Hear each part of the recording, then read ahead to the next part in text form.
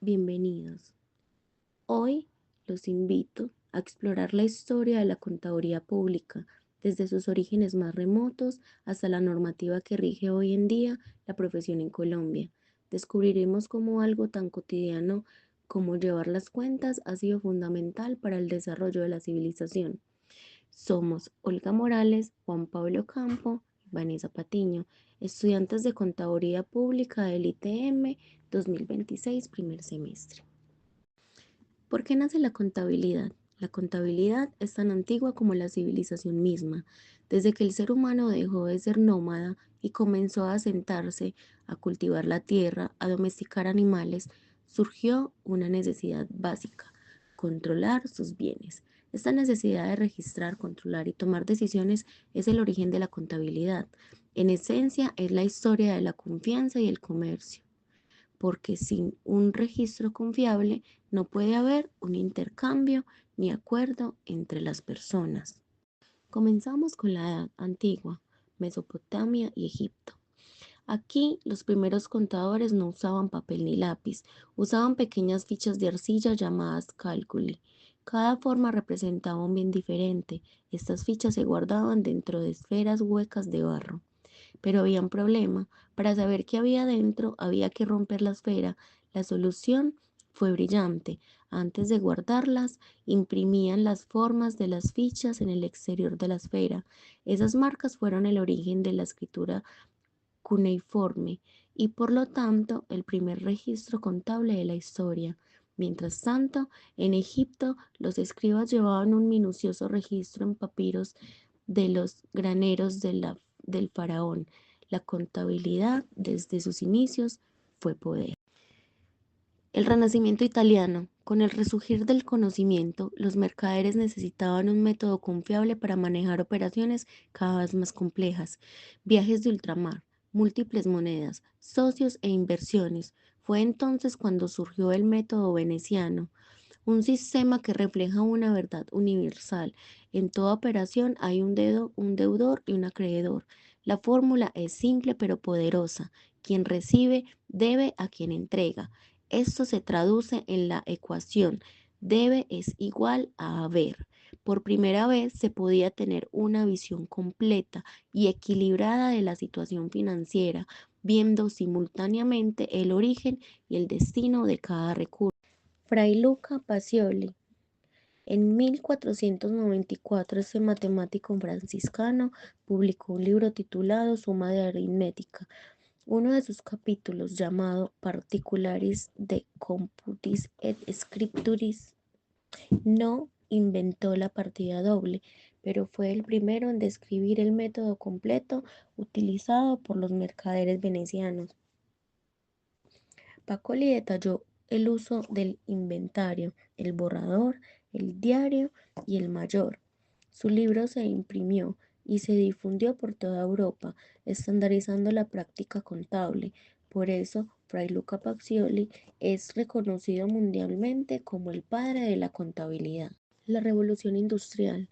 Con la revolución industrial surgieron las grandes fábricas, los ferrocarriles y las corporaciones con miles de accionistas. Ya no bastaba con saber si un negocio daba beneficios, había que saber cuánto costaba producir cada unidad y cómo rendir cuentas e inversiones que no participaban en la gestión diaria. Nacieron entonces nuevas ramas de la contabilidad de costos para calcular el costo de producción, la auditoría para que un tercero independiente verificara los libros y protegiera a los accionistas. Además, en el siglo XIX se fundaron en Escocia e Inglaterra las primeras asociaciones de contadores, creando la figura del contador público como profesión regular. En el siglo XX, la implantación generalizada del impuesto sobre la renta convirtió a la contabilidad en una obligación ineludible para cualquier persona o empresa. Tras la Gran Depresión de 1929, quedó en evidencia la necesidad de un control más estricto. En Estados Unidos se crearon los primeros principios contables, los GAAP. Nacía así la era de la estandarización, donde la contabilidad dejaba de ser una práctica libre para convertirse en una disciplina sujeta a normas y principios. En el siglo XXI, las computadoras y el software especializado han automatizado casi por completo el trabajo mecánico del registro. El contador ha pasado de ser un simple tenedor de libros a un analista y asesor estratégico para la toma de decisiones. Hoy hablamos de la Big Data, aplicando a la contabilidad, del análisis predictivo y del impacto de tecnologías como el blockchain en la transparencia de los registros. Y para que todos hablemos el mismo idioma, en un mundo globalizado, las normas internacionales de información financiera, NIF, se han convertido en el estándar global. Historia en Colombia, normativa y la profesión. En el siglo XIX ya existían prácticas contables en las casas comerciales, pero no había una regulación formal.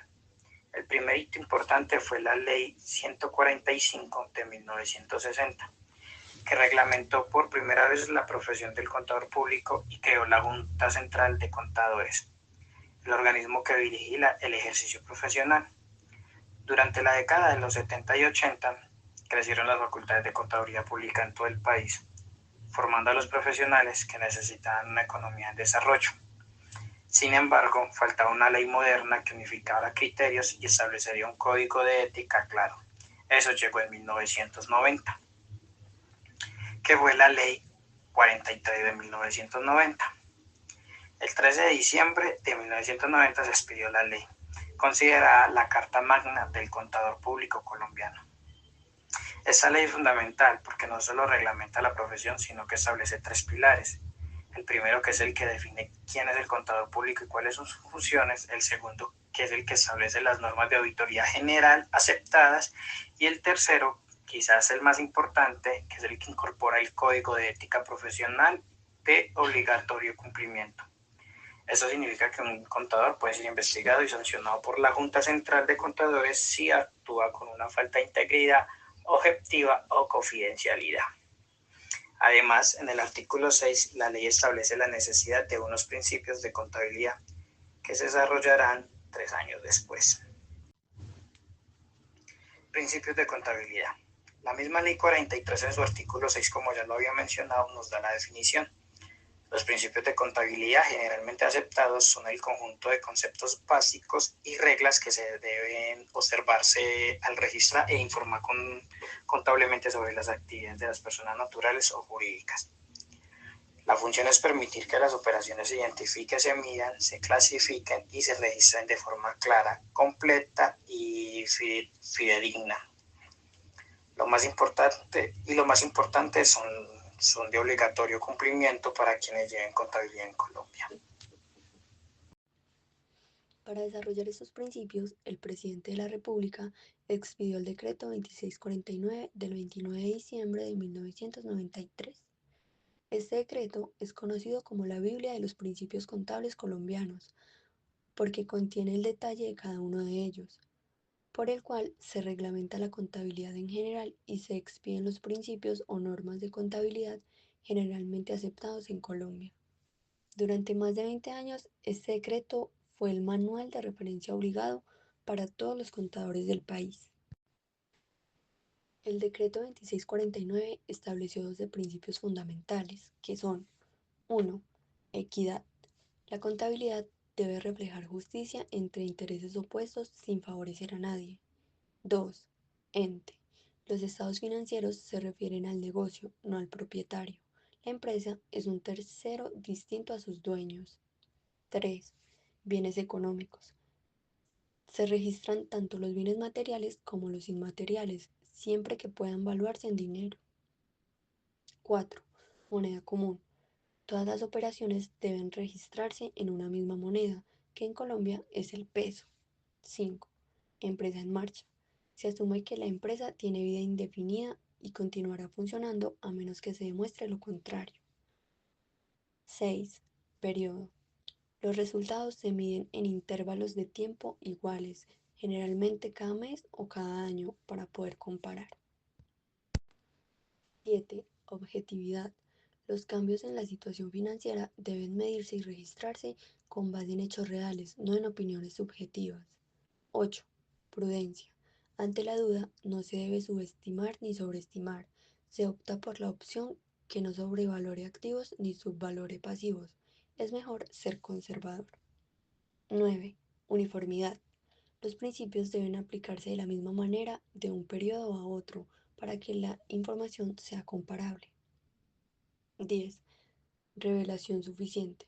La información en los estados financieros debe ser completa y clara, permitiendo a los usuarios tomar decisiones informadas. 11. Realización. Los ingresos se reconocen cuando se han ganado, no necesariamente cuando se recibe el dinero en efectivo. 12. Asociación. Los ingresos deben asociarse con los gastos incurridos para generarlos. Sin embargo, el mundo cambió y Colombia no podía quedarse atrás. Con la globalización se hizo evidente la necesidad de un lenguaje contable universal.